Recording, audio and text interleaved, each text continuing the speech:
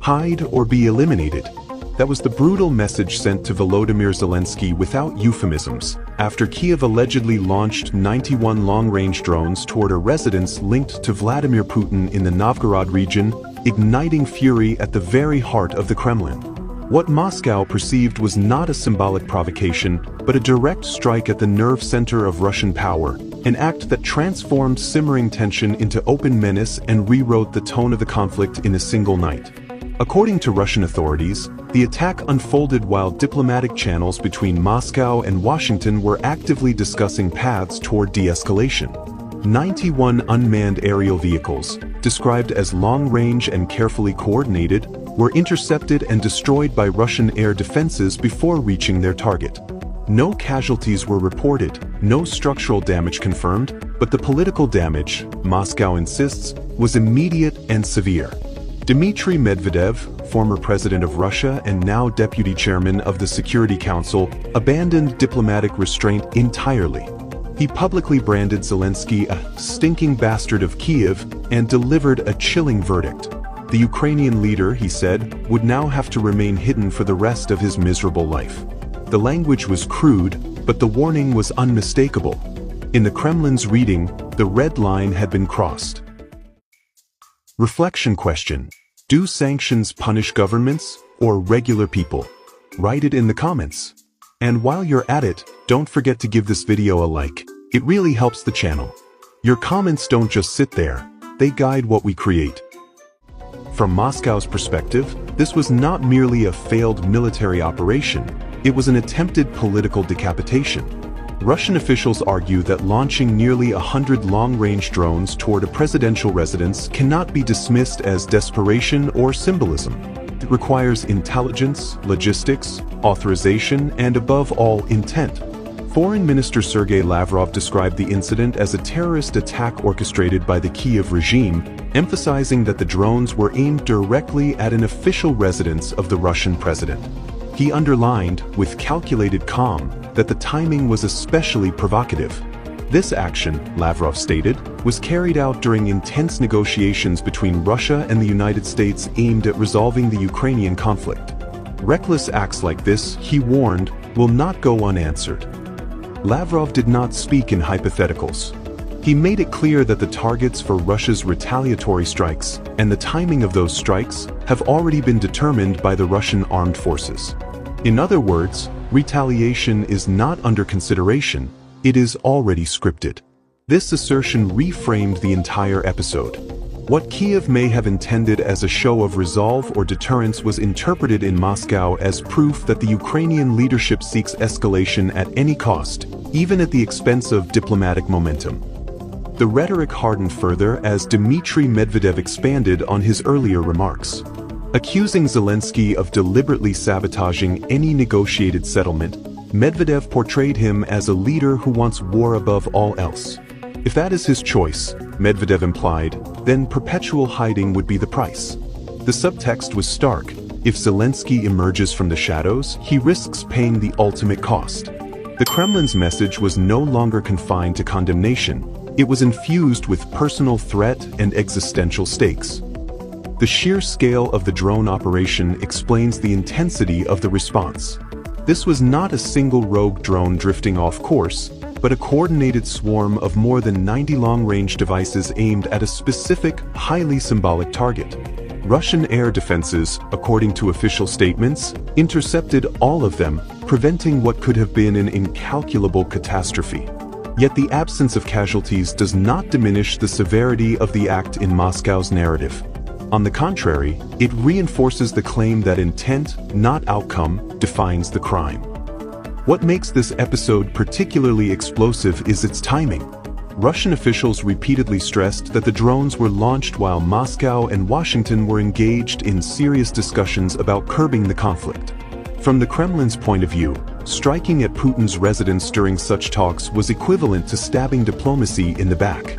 It was seen not only as an attack on Russia, but as an affront to the negotiation process itself, and by extension, to the United States. Maria Zakharova, spokesperson for the Russian Foreign Ministry, framed the incident in even more confrontational terms. She described the attack as a slap in the face to Donald Trump. arguing that it occurred precisely when plans were being discussed, words carefully chosen, and potential compromises explored. In her words, a bloodthirsty, rabid, terrorist clique was actively undermining peace efforts. Zakharova went further, situating the drone strike within what she called a broader pattern of deception by Kyiv. She dismissed Zelensky's statements about Bucha as lies, rejected claims about children allegedly abducted by Russia, and labeled assertions about Moscow's unwillingness to negotiate as fabrications. In doing so, she sought to dismantle the moral narrative Kyiv has presented to the West. What do you think about the risk of diplomacy collapsing when military actions escalate at the highest level? Give us your opinion in the comment box below. Zakharova's warning was unambiguous. Ukraine, she said, will answer for this attack, and the response will not be diplomatic. Do not expect notes, statements, or symbolic gestures. The terrain of confrontation, she insisted, is shifting decisively toward the military domain. By repeating that the drone barrage occurred at the exact moment when negotiation points were being discussed, she reinforced the idea that Kyiv is acting not just against Russia, but against peace itself. Across the Atlantic, the shockwaves were also felt. Yuri Ushakov, an aide to President Putin, revealed that Donald Trump reacted with astonishment and indignation when informed of the attempted drone attack. According to Ushakov, Trump was genuinely surprised and disturbed by the news that more than 90 drones had been launched toward a presidential residence during the night of December 28th to 29th. Ushakov emphasized that Moscow made it clear to Washington that such reckless terrorist acts would not go without very serious consequences. Trump's reaction, Ushakov suggested, could influence Washington's approach toward Zelensky. The American president reportedly expressed relief that his administration had not supplied Ukraine with long-range Tomahawk missiles, a remark that underscored unease in Washington about how Kyiv might use more powerful weaponry. Even among Ukraine's supporters, there appears to be growing concern about escalation spiraling beyond control. When questioned publicly, Trump adopted a more restrained tone, stating that he had only just learned of the incident and did not yet know much about it, but added that it would be a shame. The brevity of his response did little to hide the discomfort. For Moscow, this was confirmation that the episode had not gone unnoticed in the White House and that Kyiv's actions may be narrowing its circle of unconditional support.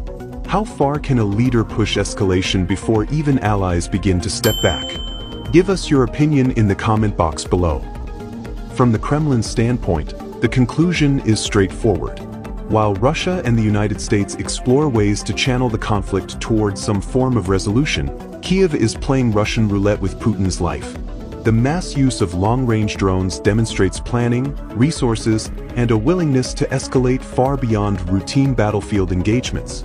This was not a tactical miscalculation. In Moscow's telling, it was the script of a failed assassination attempt. By intercepting all 91 drones, Russian air defenses averted what officials describe as a potentially catastrophic outcome. Yet the lack of physical damage does not soften the Kremlin's interpretation.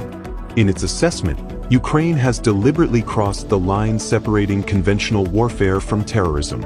That is why Russian officials increasingly refer to Kyiv not merely as a military adversary, but as a terrorist structure. The language used by Zakharova and Medvedev reflects the shift. Descriptions of a bloodthirsty, rabid terrorist clique and insults directed personally at Zelensky are not offhand remarks. They are components of a narrative that recasts the Ukrainian president as directly responsible for an attempt on Putin's life.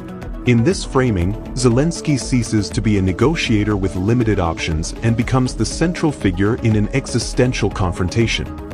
Medvedev's sentence that Zelensky must remain hidden for the rest of his life is therefore more than an insult. It is a warning about the kind of danger Kyiv's leader now faces in the Kremlin's calculus.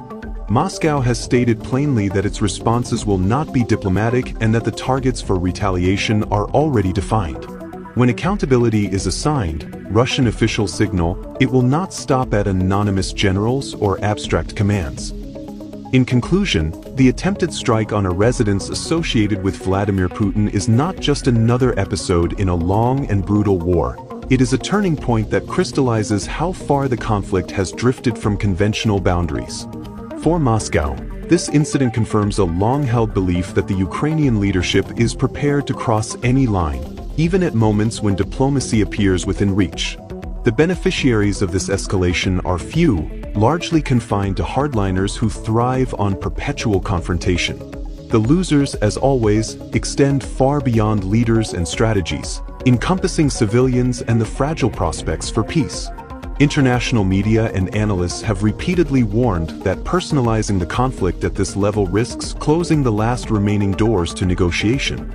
If history is any guide, from the Cold War to more recent proxy wars, moments like this tend to harden positions rather than soften them. In Moscow's eyes, Zelensky's gamble failed militarily but succeeded in reshaping the conflict into something darker and more dangerous. The warning has been issued, the retaliation planned, and the shadow over Ukraine's leadership has grown longer and colder. Now it's your turn. If this analysis made you see the conflict from a new angle, leave a comment with your perspective. Has this moment permanently altered the balance between escalation and diplomacy? Like this video if you want more in-depth geopolitical breakdowns, and subscribe so you don't miss what comes next. We're following every shift in this conflict as it unfolds, and staying informed means staying ahead. Activate notifications, join the conversation, and remember that you can become a channel member to support this project directly. If you believe this kind of analysis matters, your support helps keep it alive. Links to Patreon and PayPal are waiting in the description.